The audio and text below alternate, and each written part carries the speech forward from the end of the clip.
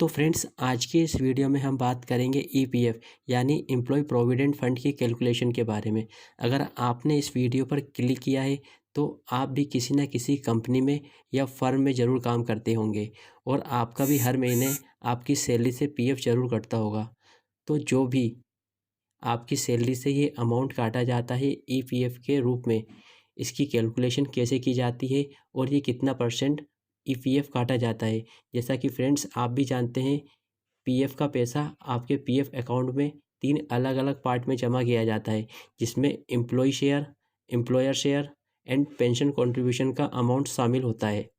तो हम इस वीडियो में इन तीनों पार्ट को कवर करेंगे कि किस पार्ट में कितना अमाउंट जमा किया जाता है और इसकी क्या-क्या कंडीशन होती है। और उसी के साथ-साथ हम जानेंगे कि आपके पीएफ अकाउंट में डबल अमाउंट जमा किया जाता है या नहीं, और उसके लिए हम एक पीएफ पासबुक को कैलकुलेट करके भी देखेंगे कि ये डबल अमाउंट जमा किया जाता है या नहीं।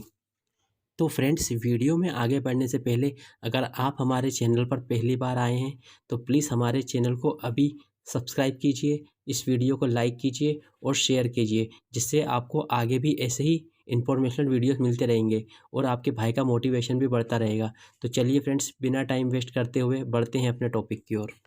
तो फ्रेंड्स, यदि आप किसी ऐसी कंपनी में काम करते हैं जिसमें 20 या 20 से अधिक एम्प्लॉय काम करते हैं, तो ऐसी स्थिति में आपकी कंपनी को ईपीएफओ के पास पंजीयन या रजिस्ट्रेशन करवाना अनिवार्य होता है, जिसमें कि यदि आपकी सैलरी में बेसिक प्लस डीए दोनों को मिलाकर 15,000 होना चाहिए या उससे कम होना चाहिए। तो ये सब कंडीशन फुलफ़िल होने के बाद आपकी कंपनी आपका पीएफ अकाउंट खोलने के लिए एलिजिबल है। अगर इसके बाद भी आपकी कंपनी आपका पीएफ का अकाउंट नहीं खोलती है तो इसके लिए आप अपने एरिया के पीएफ कमिश्नर ऑफिस में इसकी लिखित शिकायत कर सकते हैं। तो फ्रेंड्स, अब बात करते हैं कि ये ईपीएफ की कैलकुलेशन कैसे की जाती है। तो ये कैलकुलेशन एम्प्लॉय की सैलरी पर की जाती है, जिसमें बेसिक प्लस डीए का अमाउंट शामिल होता है। और यहाँ पर आपको एक बात का और ध्यान रखना है कि प्राइवेट सेक्टर में ज़्यादातर केस में डीए नहीं काटा जाता है, तो वहाँ पर बेसिक सैलरी पर ही पीएफ की कैलकुलेशन की जाती है, जिसमें एम्प्लॉयर और एम्प्लॉय दोनों को 12-12% जमा करना होता है। यानी कि जितना पैसा एम्प्लॉय की सैलरी से काटा जाता है उतना ही अमाउंट आपके एम्प्लॉयर द्वारा आपके पीएफ अकाउंट में जमा किया जाता है। आइए इसको एक एग्जांपल से समझते हैं। तो फ्रेंड्स, यहाँ पर हमने 2 केस लिए हैं, जिसमें एम्प्लॉय प्लस एम्प्लॉयर वाला, जिसमें आप चेक कर पाएंगे कि दोनों ही केस में 12-12% पीएफ का पैसा काटा जाता है। बट एम्प्लॉयर वाले केस में ये 2 अलग-अलग पार्ट में जमा किया जाता है, जिसमें ईपीएफ प्लस ईपीएस शामिल है।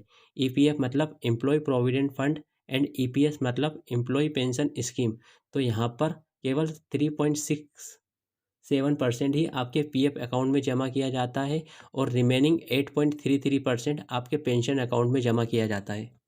आइए अब इसको एक एग्जांपल से समझते हैं। यहाँ पर हम बेसिक सैलरी प्लस डीए को मान लेते हैं 10,000 रुपये। तो एम्प्लॉय वाले केस में तो ये सीधा सीधा 1,200 रुपये निकल कर आ जाएगा, जो कि आपके पीएफ अकाउंट में जमा हो जाएगा, जो कि 10,000 का 12% होता है। बट एम्प्लॉय वाले केस में ये केवल 3.67%, जो कि 367 रुपये निकल कर आता है। केवल इतना ही अमाउंट आपके ईपीएफ अकाउंट में जमा होगा और रिमेनिंग 8.33% यानी 833 रुपये आपके पेंशन अकाउंट में जमा हो जाएंगे। तो फ्रेंड्स, अब बात करते हैं कि बहुत सी कंपनी में एम्प्लॉय का एक फ़िक्स्ड अमाउंट पीएफ के रूप में काटा जाता है, जो कि 1,800 रुपये होता है और मैक्सिमम केसेस में ये 12% ही काटा जाता है। अब आप ये सोच रहे होंगे कि ऐसा क्यों होता है। तो फ्रेंड्स, यहाँ पर मैं आपको बता दूँ, जिस भी कंपनी में किसी एम्प्लॉय की सैलरी 15,000 से ज़्यादा होती है तो उस केस में एम्प्लॉय को ऑप्शन होता है कि वो अपना पीएफ कटवाए या नहीं कटवाए। और अगर किसी एम्प्लॉय की सैलरी 15,000 से ज़्यादा है तो उसकी पीएफ पर कैलकुलेशन केवल 15,000 रुपये पर ही होगी, ना कि 15,000 से ऊपर वाले अमाउंट पर। तो यहाँ पर 15,000 का 12% 1,800 रुपये निकल कर आता है और उतना ही अमाउंट एम्प्लॉयर द्वारा भी जमा किया जाता है, जो कि 550 प्लस 1,250 इस इक्वल टू 1,800 रुपये ही निकल कर आता है, जो कि 2 अलग अलग पार्ट में जमा किया जाता है, जिसमें ईपीएफ प्लस ईपीएस शामिल है। तो फ्रेंड्स, अब मैं आपको ये एक पासबुक कैलकुलेट करके बताता हूँ।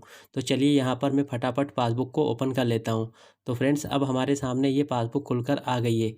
यहाँ पर फ्रंट पेज पर ही आप अपनी कंपनी का नेम चेक कर पाएंगे, अपना नेम चेक कर पाएंगे और उसी के साथ साथ आपकी डेट ऑफ बर्थ चेक कर पाएंगे और आपका यूएन नंबर भी चेक कर पाएंगे। तो यहाँ पर मैं आपको अभी का लेटेस्ट वाला पीएफ कैलकुलेट करके बताता हूँ। तो यहाँ पर एम्प्लॉय का बेसिक अमाउंट है 20,188 रुपये। तो इसको यदि हम 12% निकालते हैं तो हमारे सामने 2423 रुपये निकल कर आता है। और ठीक इतना ही अमाउंट आपके एम्प्लॉयर द्वारा भी आपके पीएफ अकाउंट में जमा किया जाएगा, जो कि 2 अलग अलग पार्ट में जमा किया जाता है, जिसमें आपका कुछ पार्ट ईपीएफ में चला जाता है और कुछ पार्ट ईपीएस में चला जाता है। अब यहाँ पर दोनों पार्ट को जोड़कर देखते हैं तो उतना ही अमाउंट आएगा।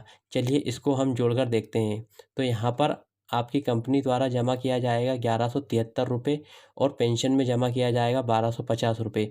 यदि इन दोनों को जोड़ते हैं तो हमारे सामने अमाउंट निकल कर आता है 2423 रुपये, जिसमें कि एम्प्लॉय द्वारा भी 12% जमा किया गया है और आपके एम्प्लॉयर द्वारा भी 12% जमा किया गया है।